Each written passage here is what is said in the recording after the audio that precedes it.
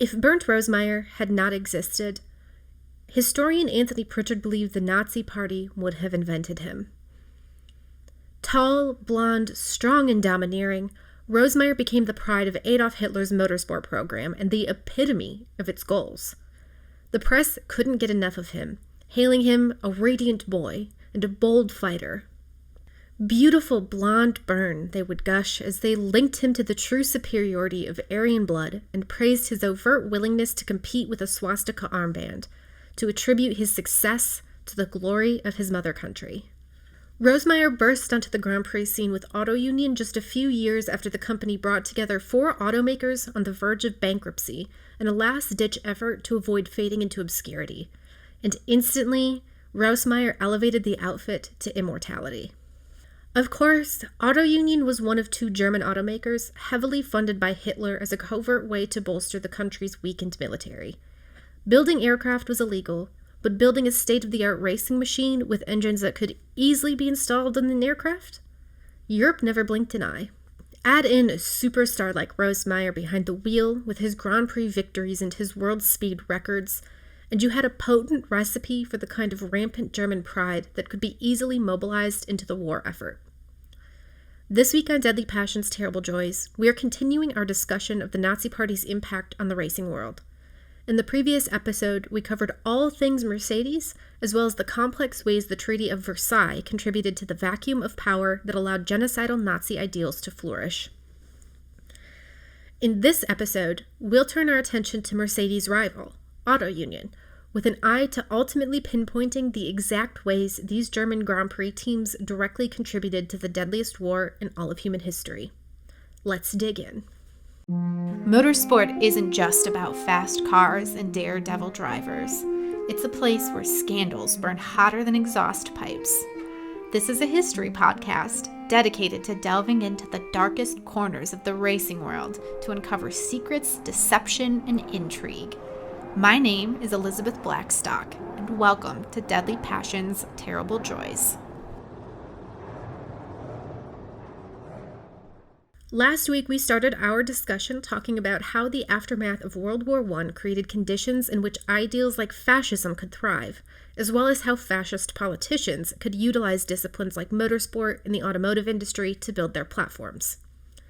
Today, I want to stretch a bit further back in time to talk about the foundations of Germany's automotive industry as a whole, because I think it paints an evocative picture that further explains the frustrations resulting from the collapse of those industries.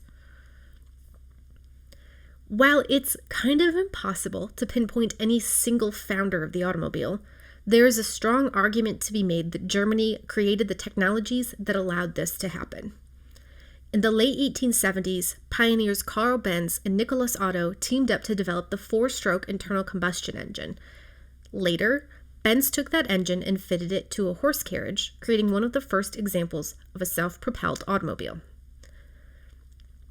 That vehicle was called the Benz Patent Motorwagen, and it went on sale in the summer of 1888, making Carl Benz and Germany the founders of the commercial automotive industry.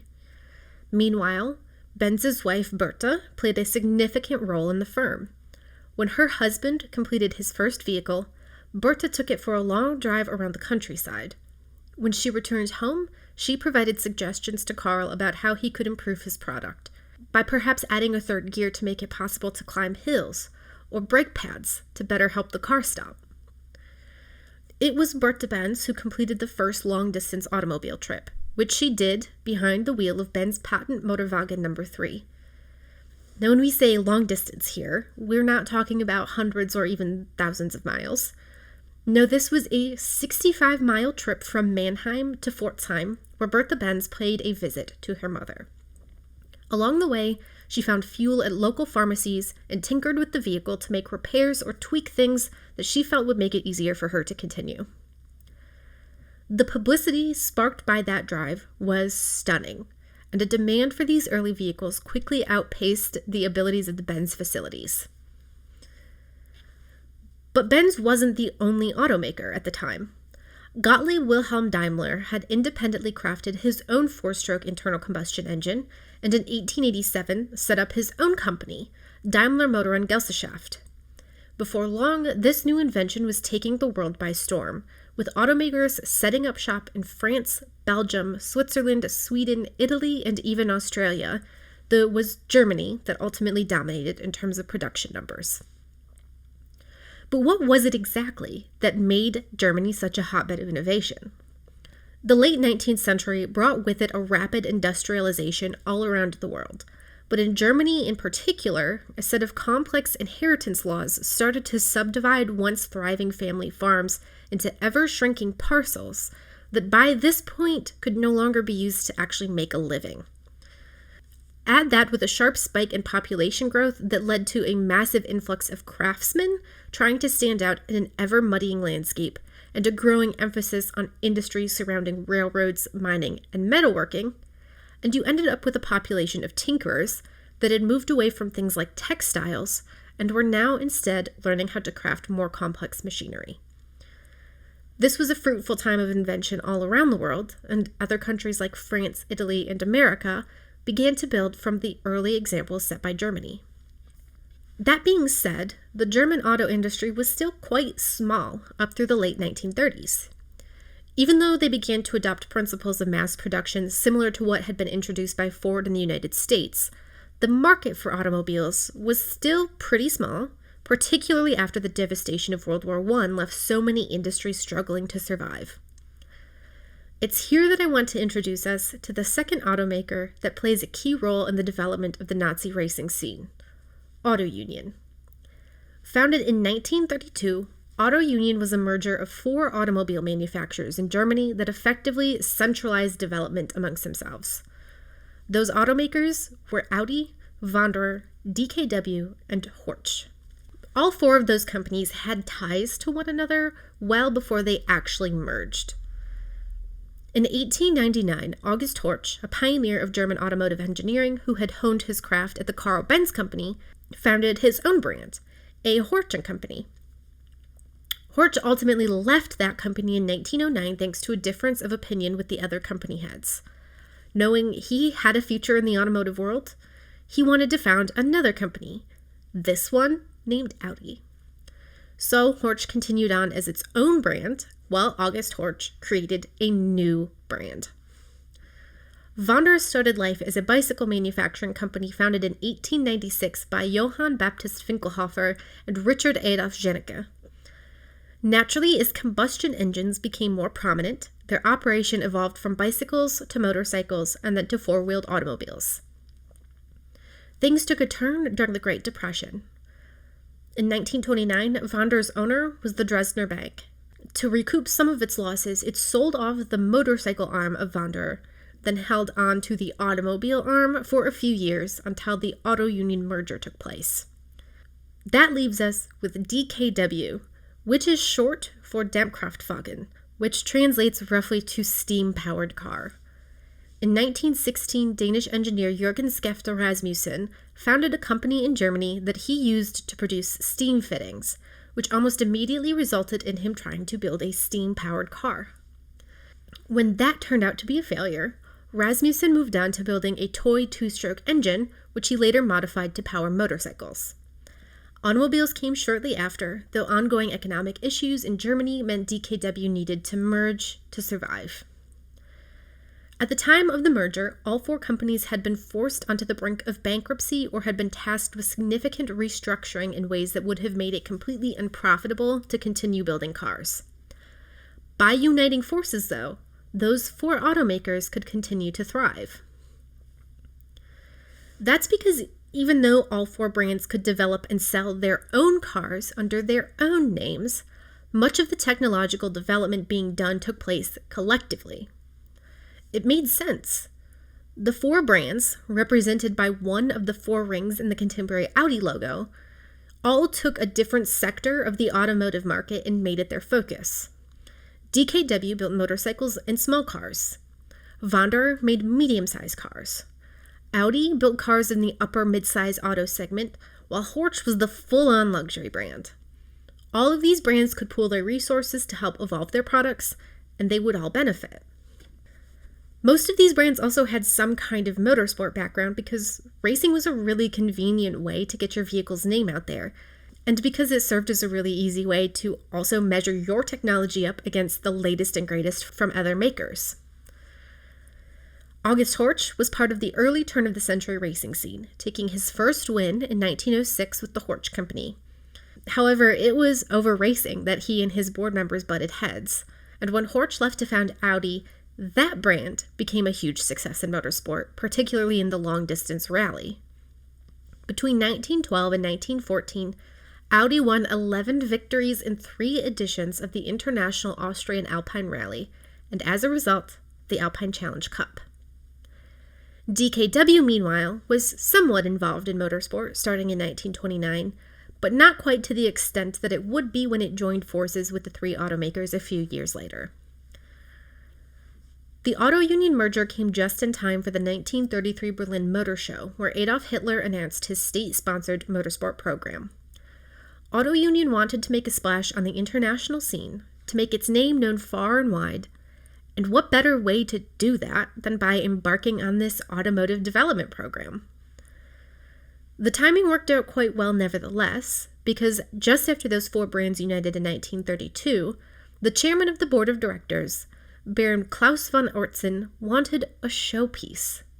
He wanted to manufacture a car that would impress and that would announce auto union to the world in a big way. Fellow board member Adolf Rosemeyer had a particular man in mind to design this new stunning car, Dr. Ferdinand Porsche. Porsche had been working in the automotive industry since the late 1800s until he was drafted into military service in 1902, where he served as none other than a chauffeur for Archduke Franz Ferdinand. Porsche had nothing to do with the assassination because by that time he'd been hired by Austro-Daimler, a subsidiary of the Daimler Company. He worked his way up the ranks, only to leave for Steyr Automobile as Daimler merged with Benz. While the Daimler board liked Porsche's ideas, the folks from Benz were a lot less enthused. Porsche left of his own accord, but he was almost immediately made redundant due to the Great Depression.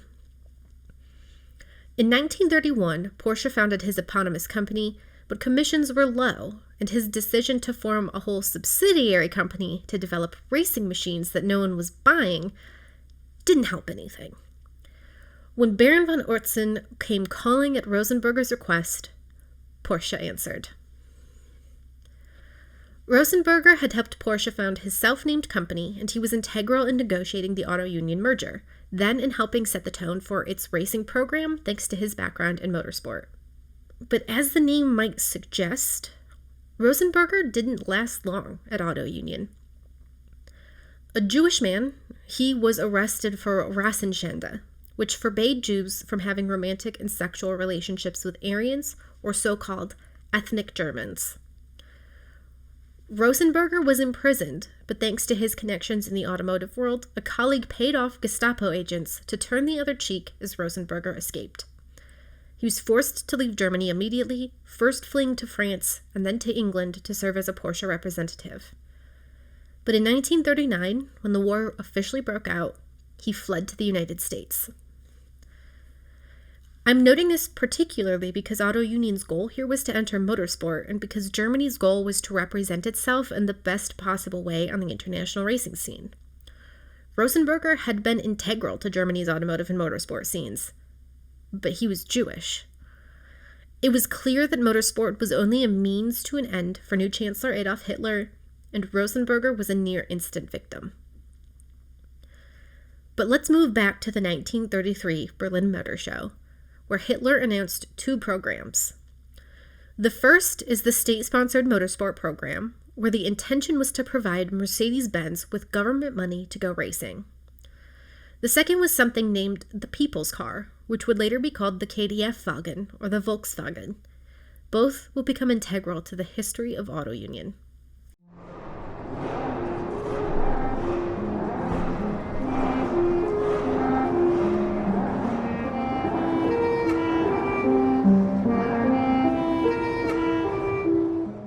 If the German government intended to fund German automakers to dominate the international motorsport racing scene, Auto Union wanted in.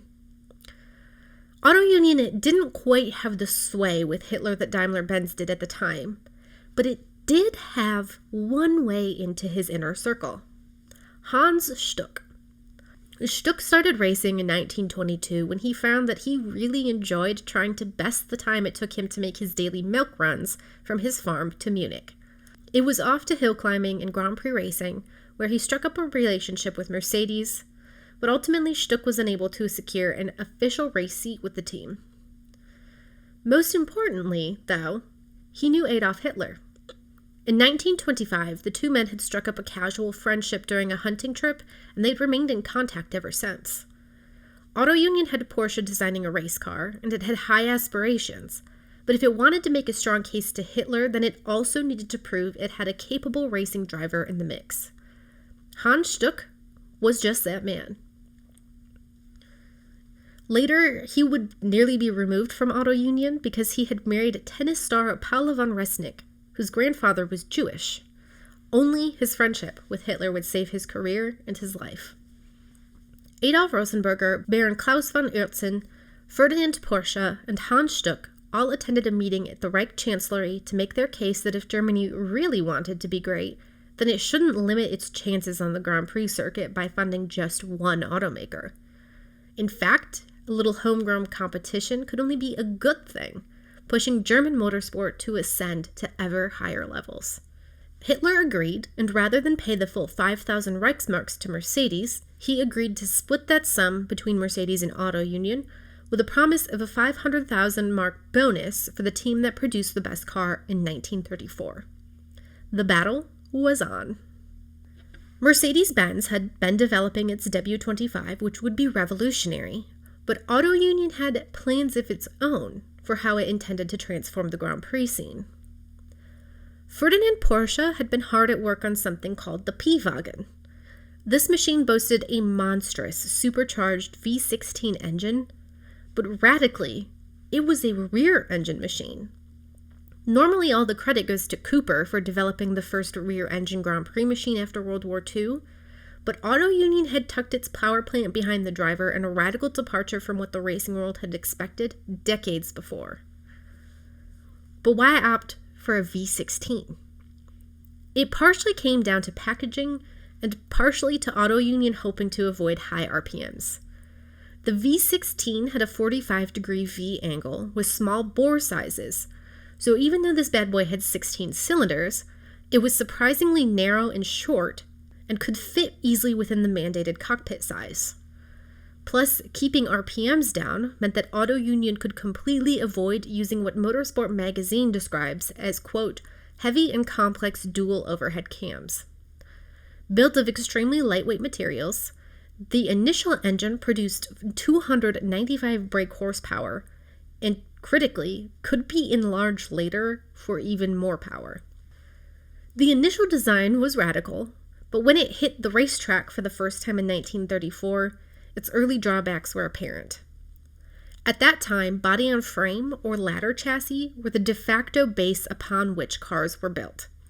For the average consumer car, that was fine. It provided a certain stiffness that could hold up to rutted roads, but no one was going fast enough to face any serious issues with that setup. Plus, those consumer cars were all front-engine, so everyone knew how the front-mounted engine impacted the overall dynamics of a car. Move the engine to the rear, and you've just completely altered the weight distribution, meaning that the required turning angle was drastically different between a front and rear engine car in any given corner. If you drove this Auto Union in the same way you drove a front engine car, you would suffer from a hell of a lot of oversteer. Another issue? Auto Union was a little perplexed in the testing department. While Mercedes would later go on to hire Rudolf Uhlenlaut to field its racing program thanks to both his design expertise and his ability to physically test the cars himself in order to channel feedback right into actionable changes, Auto Union never quite had the same advantage. It basically invented some early in-car data collection systems to use during testing sessions, but those systems were very rudimentary. The mark whipped up a clockwork mechanism and a paper disc that would record engine revs during testing. Those paper discs would later be handed off to engineers to study back at the factory, at which point they'd need to then divine possible mechanical tweaks based on what they saw. That was a slower development process, and that was pretty clear throughout the 1934 racing season. In the 6-race Grand Prix schedule, Auto Union managed to win just one event with its P-Wagen project, which had officially been named the Type A. The Alfa Romeo Tipo B machines run by Scuderia Ferrari kicked off the season with back-to-back victories at Monaco and Montlhéry, after which point Hans Stuck took home victory at the Nürburgring. The Belgian Grand Prix at Spa went to René Dreyfus in a Bugatti Type 59, while the Grand Prix of Italy and Spain went to Rudi Caracciola and Luigi Fagioli in the Mercedes-Benz W25. A challenging start to its racing program, yes, but Auto Union had an ace up its sleeve, and heading into 1935, the automaker knew it was time to play it.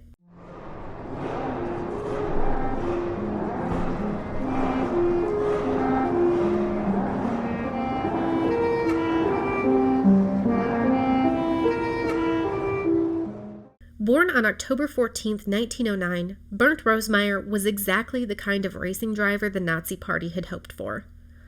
Blond, tall, and avidly devoted to the Third Reich, Rosemeyer mesmerized anyone who had the privilege of seeing him race, particularly when it became clear that his racing skill was natural and not learned.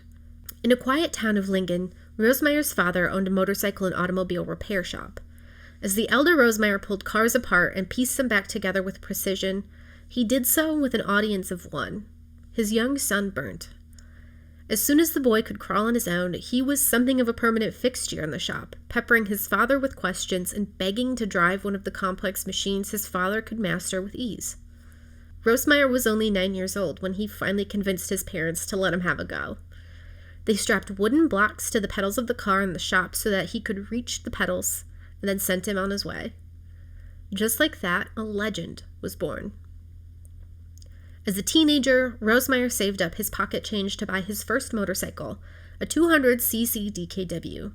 On 2 wheels, he was a menace, speeding through the roads of his Hanover home with such abandon that the police were forced to revoke his license. Before long, he was heading to the local racecourses to get his speed fix, always on 2 wheels.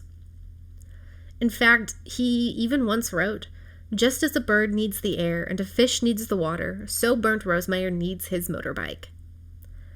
His daring exploits caught the eye of Auto Union, and in the spring of 1934, when Rosemeyer was just 24 years old, the outfit signed him to its motorcycle team. He was so successful that in the fall, they invited him to test their 4-wheeled race car. Thanks to its rear-engine layout, the original Auto Unions had a tendency to catch out some of the more inexperienced Grand Prix drivers because the balance was unlike anything they were used to. In order to be competitive, they basically had to relearn their driving style. But because Rosemeyer's experience was wholly confined to 2 wheels, he had no preconceptions about how a race car should handle its speed. He was able to develop his style behind the wheel of that exact car. Certainly no one, even Tazio Nuvolari, drove an Auto Union like Rosemeyer did, René Dreyfus, a fellow Grand Prix competitor at the time, recalled. Some people said that because he never drove anything else, it was easier for him to adapt to a rear-engine car. He had nothing to unlearn, if you like. That might have been true, but I would say he was faster than anyone. At that autumn test, Rosemeyer turned up decked out in his racing leathers, ready to make an impression, and that's exactly what he did. When the sun set on the test day, Rosemeyer had set the second fastest time, usurping even some of the team's most experienced racers. Auto Union knew it wanted to sign Rosemeyer to join its Grand Prix lineup for 1935, and it received the official sign-off from Adolf Hitler, who needed to approve every driver joining one of his German Grand Prix outfits. While racing motorcycles, Rosemeyer had insisted upon donning a swastika armband. He had willingly joined the SS and the National Socialist Motor Corps. While drivers like Rudi Caracciola seemed in need of convincing to adopt the ideals of the Nazi Party, Bernd Rosemeyer was the living embodiment of them. Heading into 1935, the second season with the 750-kilogram regulatory set, Auto Union had a strong driver lineup. Alongside Rosemeyer was Hans Stuck, the legendary Achille Varzi, and Paul Pietsch powering the Auto Union Type B in major competitions. But it had taken months to arrive at that potential lineup, with many of the team's previous drivers leaving motorsport behind. Prins von Leiningen, for example, retired with kidney problems, while August Momberger's arthritis and his personality clashes with team manager Willy Walb saw him step away too. Wilhelm Sebastian admitted that he just didn't feel confident driving such a powerful car, and Tazio Nuvolari, who was desperate for a drive, was turned away because the other drivers didn't want to compete alongside him. Auto Union skipped the season opener at the Monaco Grand Prix to go all out for the second race, which took place in Germany at Avis, but the season never quite shaped up in the team's favor. Hans Stuck took the team's only win at a major Grand Prix that year, at the Italian Grand Prix, while Achille Varzi won the Tunis Grand Prix and the Coppa Acerbo. Rosemeyer too snatched his first major victory at the Czech Grand Prix, and it was one that was destined to change his life. He had won, yes, but at the after-party, he ran into a woman named Ellie Beinhorn. Beinhorn, a renowned aviatrix, was in Brno to give a talk about her latest exploits and decided to stop by the Grand Prix after-party to see if she could chat with some drivers. There, she met a man 2 years her junior named Bernd Rosemeyer, and the two wasted no time getting engaged, with the press fawning over their high-speed love affair that simply proved the superiority of their so-called Aryan blood. The two scheduled their wedding for the summer of 1936, a year that overall was to prove an exceptional one for Auto Union. That season, Rosemeyer rejoined Varzi and Stuck at the German outfit, which had also signed Ernst von Delius and Rudolf Hasse to field its latest Type C race machines. Lengthened by 4 inches and boosted to 520 brake horsepower, handling had been greatly improved with a new limited-slip differential and a torsion bar suspension. The 1936 Monaco Grand Prix kicked off the year with a Mercedes-Benz win courtesy of Rudi Cracciola, but that would be Cracciola's final win of the season. As one half of the Silver Arrows pairing lagged behind, another emerged to take its place: Auto Union. It was at the Nürburgring that June that Bernd Rosemeyer decisively launched his way into the motorsport history books. A thick fog had settled over the twisting circuit, obscuring visibility to just a few feet in front of you. It was enough to decipher the next corner before it completely took you by surprise, but still exceptionally challenging for any driver careening through that fog at over 100 miles per hour. The competition slowed down, treading with care, but Rosemeyer never thought to lift off the throttle. He rocketed to the finish line well before anyone else, and his autocar reported, "No one can see the approach of the cars. The staccato bark of the Auto Union is heard at last, and the crowd cheers Rosemeyer to the echo." The press dubbed him Der Nebelmeister, the Fog Master. A break in the action hit for the 1936 Summer Olympics, hosted in Berlin and designed to paint a favorable portrait of the Third Reich. The soldiers patrolling the streets were allowed to wear plainclothes, while stores tucked away the signs that read "Jews and animals not allowed." As athletes, journalists, and spectators flooded in from around the world, they were, quote, witnessing the revival, the flowering, the new spirit, the unity, the steadfastness and magnificence, pacific too, of course, spirit of the Third Reich, which lovingly embraces the whole world. In reality, the heartwarming picture painted by the government was only a facade blanketing the real aims of the Reich, which nevertheless seeped through. Germany hailed its athletes as warriors for the country, who stood at the front lines of foreign policy. When an athlete won, they had done so not for themselves, but for the Third Reich, to prove the superiority of a country that many had foolishly passed off as being crushed after the Great War. When racing resumed after the conclusion of the Games, Mercedes-Benz withdrew.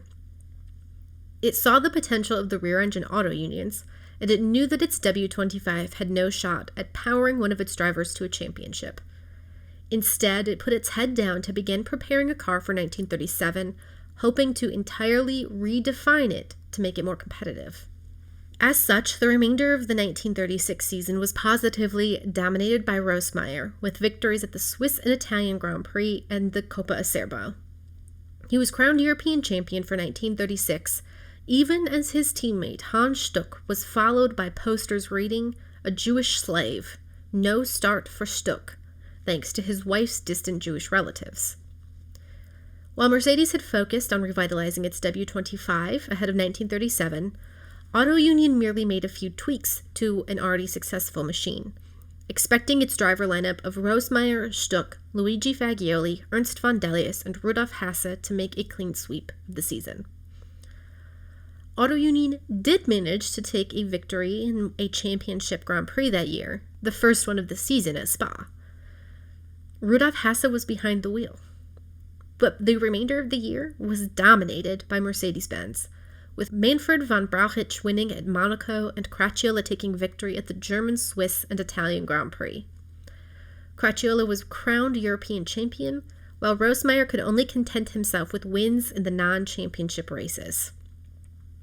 But those races were admittedly quite a consolation, such as, for example, the Vanderbilt Cup.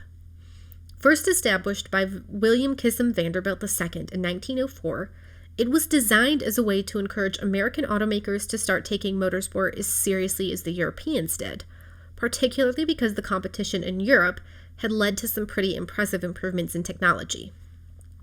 After initially falling by the wayside after the 1917 event, William Kissam Vanderbilt II's nephew, named George Washington Vanderbilt III, revived it as a 300-mile race around a newly built Roosevelt Raceway in Long Island in 1936. Just as in the past, winning the race would net a huge cash prize, which was a huge draw for the European drivers.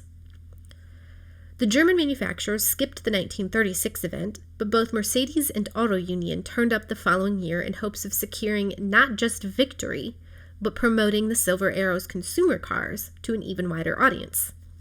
In the United States, as in Germany, Bernd Rosemeyer was a media darling, with columnist Bill Corum writing, "This Rosemeyer family is in a deuce of a hurry.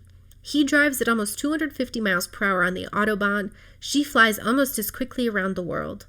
What will happen one day if they have a son? There will be nothing left for him but to visit Mars in a rocket." Rosemeyer and Cracchiola initially battled for the lead, but it was the Auto Union driver who triumphed in what the New York Times hailed as the most spectacular automobile marathon ever witnessed in this country. When sending press releases back to Germany, the National Socialist Motor Corps head Adolf Hitler made sure to highlight how the Silver Arrow drivers showed, quote, impeccable order and discipline that left a lasting impression on the motor cowboy Americans, that their technology was superior to anything found in the United States, that swastika flags adorned the raceway for hours. What's more, there were allegedly reports of New Yorkers writing, "Show the Americans what German racing cars are, Heil Hitler," on a box of spare parts that the team had brought to the track. Back in Berlin, Bernd Rosemeyer was given a hero's welcome. He was promoted to SS captain and paraded through the streets, where massive crowds had gathered to celebrate the triumph. 1937 may not have been perfect for Auto Union, but it still had its moments.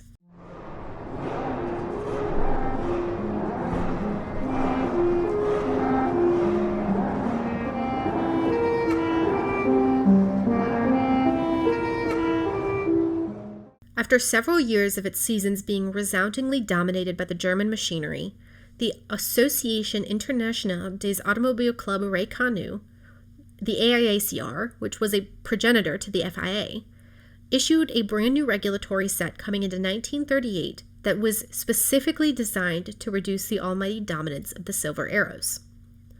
The previous regulatory set had been unable to curb the incredible speeds of German machines, and the French organization was determined to find some way to enable its homegrown manufacturers to sneak some Grand Prix victories. The new rules reduced the engine displacement, but even that was no match for the massive funding and ingenuity of the Germans. Heading into the year, Auto Union had replaced its V16 engine with a supercharged V12, but it insisted upon maintaining its rear engine layout because it had worked so well for them in the past. The team, though, had also gone through some significant personnel changes. Before the year, Ferdinand Porsche had left to focus on the Volkswagen project, though he also provided a lot of assistance to Mercedes-Benz. Hans Stuck was gone. He'd either been fired or he quit, depending on whose story you consult. And one other tragedy had brought Auto Union to its knees: the death of Bernd Rosemeyer. As I mentioned in the previous episode on Mercedes-Benz, Grand Prix racing wasn't the only form of automotive competition that Hitler hoped to dominate. He also wanted German cars to snatch land speed records from foreign automakers, and in January of 1938, a slew of record attempts were scheduled as a build-up to the Berlin Motor Show. Early in the morning of January 28, 1938, Rudi Cracciola snatched the land speed record from Rosemeyer, and Auto Union decided that it must respond immediately, before the next newspapers were sent to print declaring Mercedes-Benz victorious. As the team headed to the airfield beside a stretch of Autobahn near Frankfurt where the record run would take place, a breeze had begun to kick up. Cracciola and Mercedes knew the best time to set their record would be in the early hours of the morning, when the weather was still and calm, and the conditions were perfect. But if Auto Union wanted that record back immediately, it didn't have the luxury of time. It would have to act immediately. Rosemeyer did not question the decision. He'd been desperate for a chance to set land speed records since he joined Auto Union, and he'd been granted his wish time and again. He would not allow Cracciola to snatch that away from him, not after he had been beaten so resoundingly by the Mercedes driver throughout the 1937 championship. Rosemeyer had 2 practice runs where his average speed over the mile topped 268 miles per hour, just a fraction slower than Cracciola's record-breaking run earlier that morning. Auto Union was convinced that Rosemeyer could shatter the record on the next go, and at 11:46 in the morning, his streamlined Auto Union rocketed into the distance. The stretch of Autobahn used for this record attempt was roughly 10 kilometers long, and Rosemeyer was positively screaming through each checkpoint. Until kilometer 9.2. Much of the roadway in question was lined with trees, which would shield cars from any gusts of wind.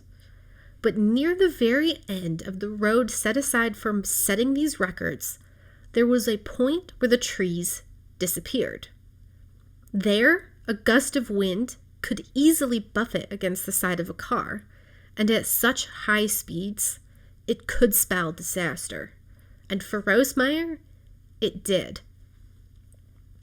The exact cause of the crash is not clear. Some wonder if the wind had taken Rosemeyer by surprise. Others wondered if he'd adjusted his position on the road in anticipation of the wind and gotten it wrong. All we know is that Rosemeyer was traveling at over 250 miles per hour when his tire brushed the grass on the left side of the road, and that was it. The Auto Union began to slide and somersault, chucking gleaming shards of silver metal across the road surface. Rosemeyer himself was thrown from the cockpit, his body pitched over 80 yards into the woods. He was discovered sitting upright at an awkward angle against a tree trunk, eyes open, face serene. A deeper investigation into the crash may have unearthed its true cause, but the German government wasn't interested. The Third Reich declared nothing but, quote, "Fate took him from us."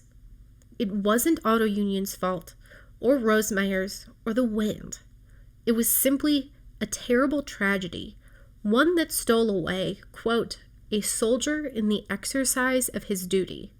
Ellie Beinhorn, Rosemeyer's widow, who had just given birth to their first child 10 weeks earlier, requested a quiet, apolitical funeral for none but close family and friends. Her request was denied. Joseph Goebbels could see the propaganda possibilities afforded by the death of a German hero, and he demanded Rosemeyer be given a dramatic state funeral. Fellow German drivers donned crisp white racing overalls and marched behind Rosemeyer's coffin en route to his resting place. SS officers lined that drive, with Hitler's personal staff accompanying Beinhorn to the gravesite.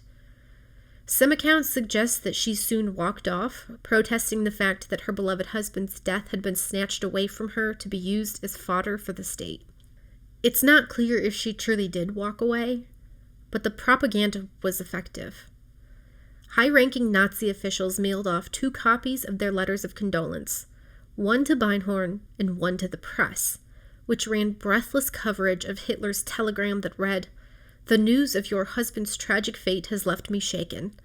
May the thought that he fell fighting for Germany's reputation lessen your great grief." All the while, photos and video footage of the mangled wreck dominated the papers and newsreels. Everywhere you looked was proof that Bernd Rosemeyer was a hero, one who had been snatched away too soon. It was with this weight on its shoulders that Auto Union approached the 1938 Grand Prix season. Tazio Nuvolari took the manufacturer's only 2 wins that year, one at the championship-eligible Italian Grand Prix, and another at the non-championship Donington Park Grand Prix. Mercedes dominated, and Rudi Cragiola took another championship. But heading into 1939, it was clear that worsening political tensions were going to play a role in the season. Auto Union added twin superchargers to its D-type racer, and its road holding had improved immensely. Tazio Nuvolari was crowned team leader, while Hans Stuck, Rudolf Hasse, and Hermann Mueller rounded out the Grand Prix program. Around Europe, though, motorsport fell victim to the oncoming war.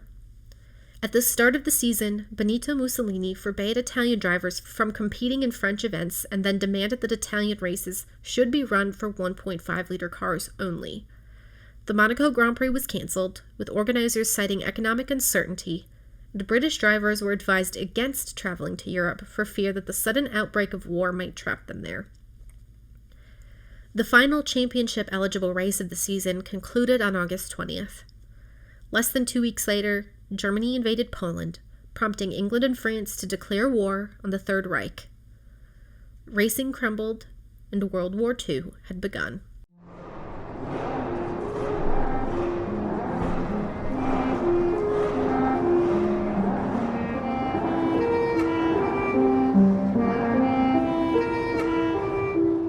When the dust settled on World War II, Europe knew that it would have a significant uphill battle ahead of it when it came to restoring prosperity.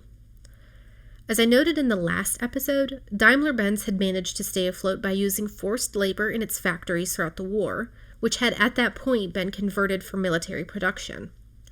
That enabled it to find a little more comfort as it eased into the post-war era. In 1945, Daimler-Benz was reduced to its 4 original southern German plants, along with 1 plant in Berlin. Those plants were converted into repair centers for U.S. military vehicles, while Nazi actors were scrubbed from upper management. On January 3, 1946, U.S. occupiers allowed Daimler to begin restoring its factories for consumer car production, and production resumed at all plants in 1947. By 1948, Daimler-Benz was recording massive profits thanks largely to Daimler's new commercial vehicle division and its contracts with Argentinian, Brazilian, and Indian governments to help industrialize those countries. So promising was its growth that in 1954, Mercedes-Benz returned to the international Grand Prix racing scene.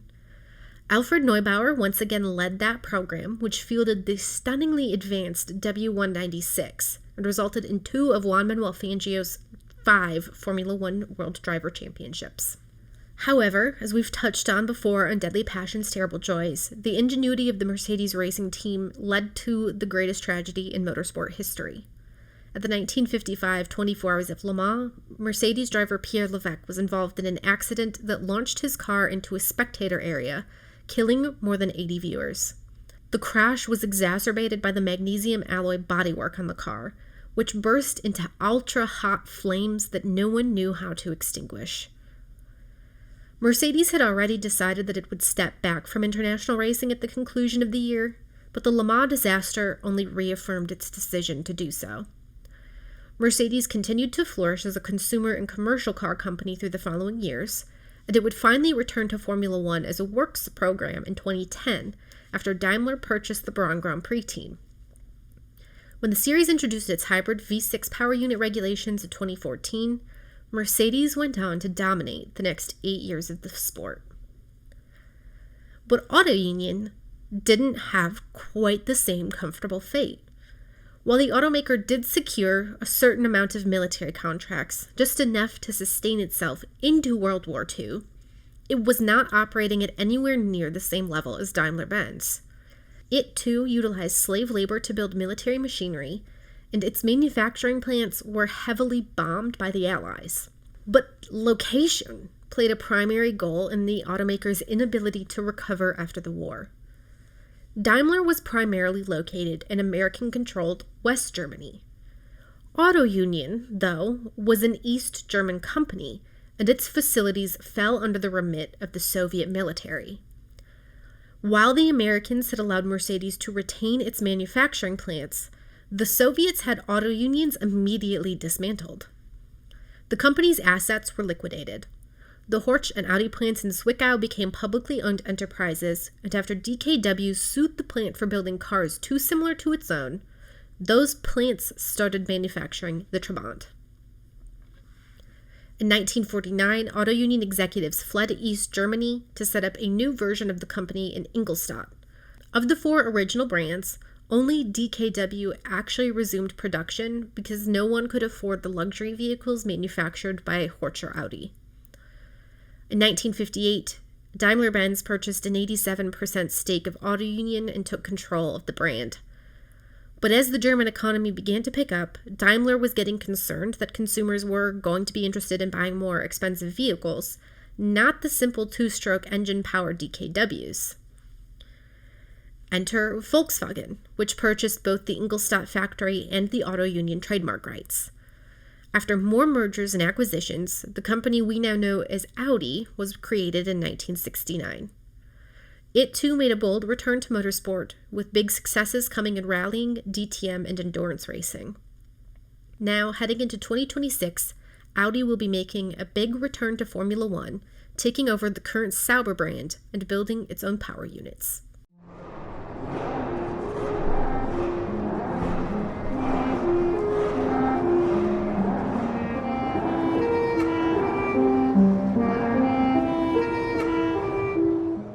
When we look back on this era of government-funded Grand Prix racing, I think it's very easy to approach it as we do now, with the full context of history on our side.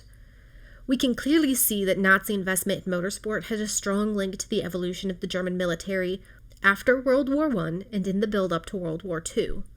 We can see how it sowed in us-against-them nationalism in a country that had been so desperately lacking things to be proud of. We can see that investing in motorsport was also tied to investments in teaching average Germans how to drive and maintain cars, which were handy tools in the event of a military mobilization. But at that time, it was far less clear. In the early 1930s, when a driver of Jewish heritage named René Dreyfus moved to Italy to compete for Maserati, fascism had been establishing its roots. But to him, these soldiers were merely theatrical in their dress and pompous and buffoonish in their actions, even if they were friendly enough. He calls them harmless. He notes that a few years later, though, there was a nationalism growing that was not hospitable to a foreign presence. In 1939, during a trip to the Nürburgring, he says that the racing world was still warm and welcoming, that he had no problems crossing the border. Still, the track was laden in swastikas, and there were Nazi soldiers there in droves. War was present in the background of every interaction, but no one was willing to address it head-on. Yet not long after the German Grand Prix, Dreyfus headed to join the French army. For the drivers like Rudi Cracchiola and Bernd Rosemeyer, who were racing for German teams, who joined the National Socialist Motor Corps, who were invited to private meetings with Adolf Hitler to celebrate their successes, there should absolutely be accountability, yes. These were men who could more clearly see the way their actions were shaping the war effort. They almost certainly knew that the factories of the teams they raced for were also manufacturing aircraft and heavy trucks in preparation for a war that no one wanted to admit was coming. Some, like Rosemeyer, embraced that role. Others, like Cracchiola, were concerned more about their racing careers and what were to happen to them if they were to suddenly defect from the outfit they'd been associated with their whole lives. But both men were critical tools in the crafting of Nazi propaganda. I think these 2 episodes should highlight a few different things. The first being the legitimate tactical importance motorsport had in revitalizing Germany. Yes, the Nazi government was quick to latch on to literally anything it could to promote the ideals of the Third Reich, but motorsport was a very convenient outlet. After the depression that followed the First World War, the German people had something to be proud of. Motorsport was bolstering industry and providing jobs to thousands of struggling people. It provided an outlet for the brightest technical minds in the country to craft jaw-droppingly beautiful and powerful Grand Prix cars. It was intimately intertwined with programs designed to get more German citizens into cars and to ensure their competence behind the wheel. It gave them a chance to absolutely crush the French and to assert their dominance on a world stage, even if it was just at racetracks. And those automotive manufacturing jobs led right into military manufacturing jobs. The Nazi Party was quick to promote anything German as being the absolute pinnacle of excellence, but it also understood how important it was to the average citizen to feel like they were playing a role in that too. But I think it raises a lot of uncomfortable questions about the responsibilities that these racing drivers had for their role in advancing harmful Nazi propaganda. It's really easy for us to look back and say, well, if Rudy Caracciola didn't actually support the racist and anti-Semitic ideals of the Nazi Party, then he shouldn't have allowed himself to be used as a propaganda tool. He should have stood up, said something, quit racing, changed teams, something. And yes, those were options. I also think that mindset fails to factor in the complexities of the situation. I don't mean to defend a lack of action or anything like that, but I want to highlight a phenomenon that a man named Peter Pomerantsev called the propaganda of unreality.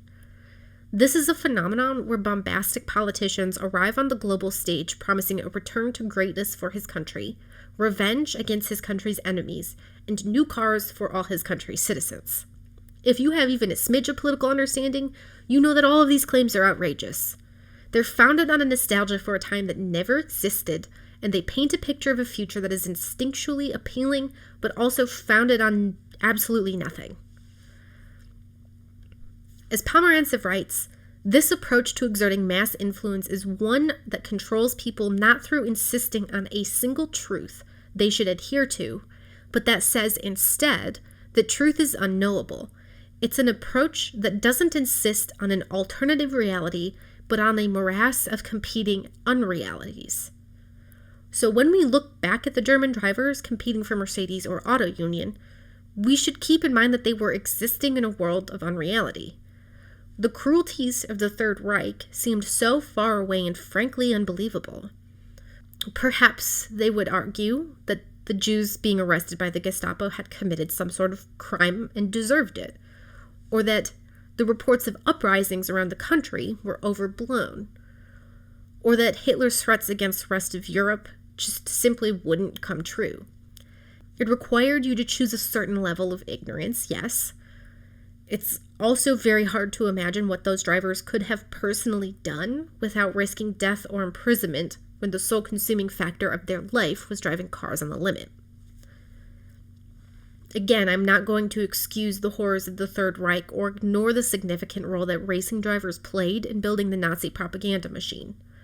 I'm only hoping to highlight the complexities of the situation so that ideally we can recognize these patterns in the pre-war racing world and see if we can spot any uncomfortable reflections in modern motorsport today. With politicians turning up at racetracks and prominent drivers paying visits to the White House, I think these conversations should be happening. All we can do now is study how similar situations played out in the past and see if we can't write a new future.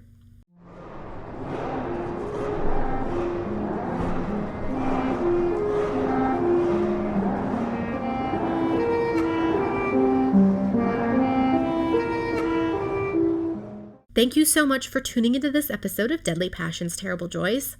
In the next one, we're going to talk about NASCAR's brief and controversial experiments with unionization, which set the tone for how the sport would operate in the future. If you enjoyed this episode, please subscribe to the show, give it a rating, and leave a review. And if you're hungry for more, don't forget to check out the DPTJ Substack or my social media, where you can find plenty of fun facts about the history of racing or about what it takes to become a motorsport journalist in the year of our Lord 2025. If you have further questions, sponsorship opportunities, or you just want to reach out, I have an email for that, deadlypassionsterriblejoys@gmail.com. Finally, I'm ending with La Source, the segment named after the iconic turn at Spa-Francorchamps, but that serves as my bibliography for each episode. It's important to me to be able to cite regularly and accurately, so I'm giving a shout out to some of the most influential sources at the end of each show, with the full list of them available in the description. My sources this week remain very much the same from those that I mentioned in the previous episode. Aside from some other historical resources, I turned my attention to some motorsport books that I love, like Faster, How a Jewish Driver, an American Heiress, and a Legendary Car Beat Hitler's Best by Neil Bascom, and A Race with Love and Death, the story of Britain's first great Grand Prix driver, Richard Seaman, by Richard Williams. They are both masterclasses in the art of narrative nonfiction, so if you enjoyed these last 2 episodes, you'll love both of these books. Thank you for joining me this week, and I'll see you for the next episode of Deadly Passions, Terrible Joys.